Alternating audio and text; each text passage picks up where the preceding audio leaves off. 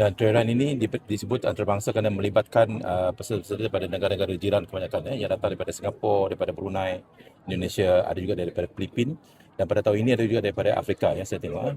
Jadi penyataan yang bertambah, jadi saya dah cadangkan kepada pihak Datuk Bandar untuk membawa program ini bersama-sama dalam aktiviti-aktiviti di BKU. Jadi pada tahun 2026 ini maka kita akan bekerjasama dengan SFC Sarawak untuk bersama-sama mengelolakan program ini yang dilangsungkan di kaki Gunung Setubong.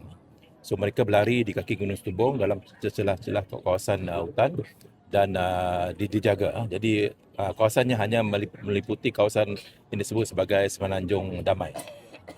Ianya lebih penting kerana dalam tempoh 2 tahun akan datang, insyaAllah di Sarawak kita akan ada kedatangan kapal international cruise liner di mana penggalannya sedang dibina oleh pihak SCDC di kawasan Damai, dan apabila ketibaan pelancong-pelancong ni yang berjumlah antara 2 hingga 3,000 orang pada satu cruise, boleh kita jemput untuk menyertai acara ini, International Setubong Trail Run ini.